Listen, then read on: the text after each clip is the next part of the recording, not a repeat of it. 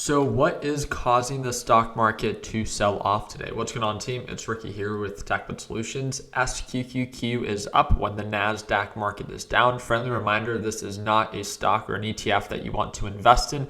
This is not viewed or should be considered as an investment vehicle. It's simply a stock or an ETF to potentially trade.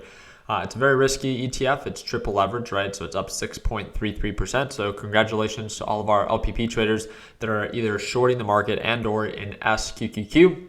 One of two things. I'm getting asked very often right now because of how overbought this is, but because of how bullish it is. It's like, hey, should I play it safe and lock in profits, or should I wait for there to be a break of pattern?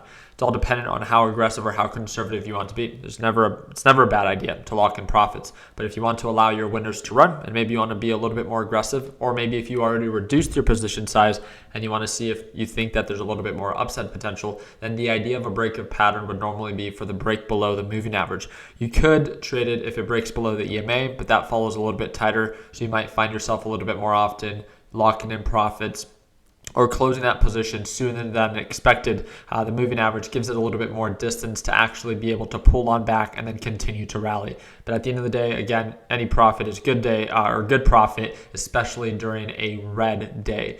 So why exactly is the NASDAQ market selling off?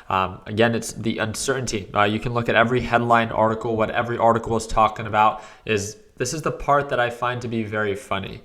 The same reason that the market pushed up is because, market expectation was that the Federal Reserve is going to be less aggressive in the month of December in raising interest rates.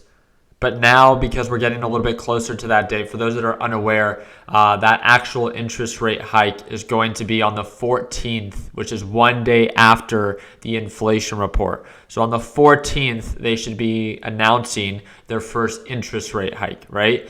It's expected, based off of what Jerome Powell said, that it could be as soon as December, which means, December 14th, that they can potentially only raise interest rates 0.5% instead of, the 0.75%. That would cause the market to most likely react in a positive way.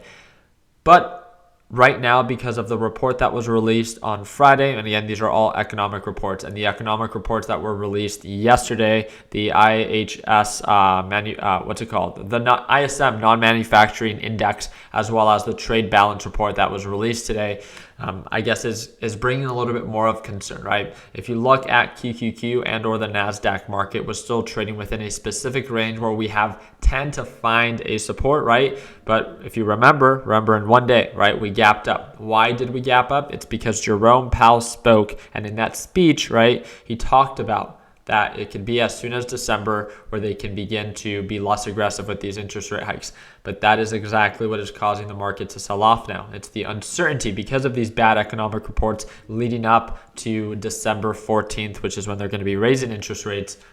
They're unsure if they're convinced that it's going to actually be only 0.5% and or 0.75%. If it's 0.75%, for those that are wondering, yes, the market will most likely sell off. If it's 0.5%, the market will most likely react in a positive way and continue to gap up, right? Maybe exceeding and pushing us through this current resistance level that we have. But this isn't much of a surprise if you've been watching my videos here on YouTube for the past couple of days, especially. It's very easy to see that we have had a very common resistance range right around that 294, 295 level. So if we go on that 1 hour time frame, we could see this even a little bit more clear where, again, we've been rejected here before. So just like I talked about on Sunday and on Monday, if we begin to make higher highs, great, but we can't be surprised that we are actually trading below this because this has been a very common resistance level for the past couple of months after it became and it was established as a support level. Even if you look a little bit further back, this was a common resistance range before,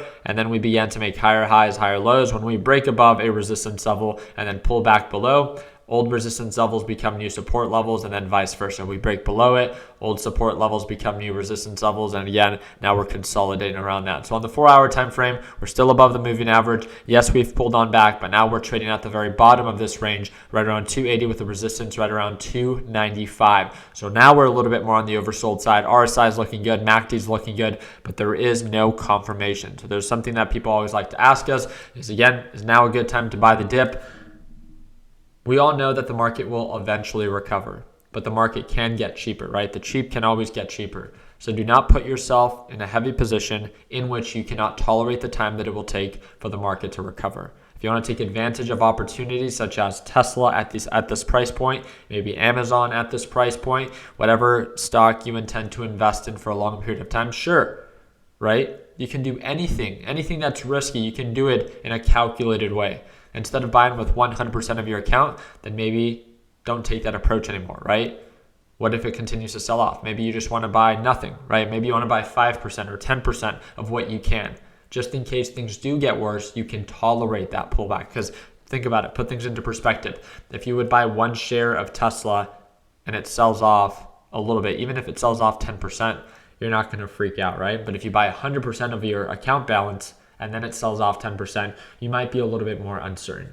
Position size is everything. And this is something that we always talk about. So again, if you guys have any questions, you guys can feel free to reach out to me. And again, that's that first link in the description via Discord. If you have any questions and you're on Instagram, shoot me a direct message, and that's that third link down below. I do apologize for the later upload today. My daughter is sick, and I have Rachel out of town today because of work. So I'm doing this all on my own. And of course, we have a nanny. So she's been of great help. I'm about to take her to the doctors. My first, obviously, daughter. So I'm learning as I go, and yeah, I just wanted to explain on why I was a little bit delayed today. So I appreciate your time. Hope that we earned your thumbs up. Please consider subscribing. We upload new videos every single day about the stock market. And if you want to stay up to date, then just make sure you turn on those post notifications, and we will alert you when it is that we go live. I normally trade live every single day right at market open, and that's that second link down below if you want to be able to watch me trade live as soon as market opens tomorrow.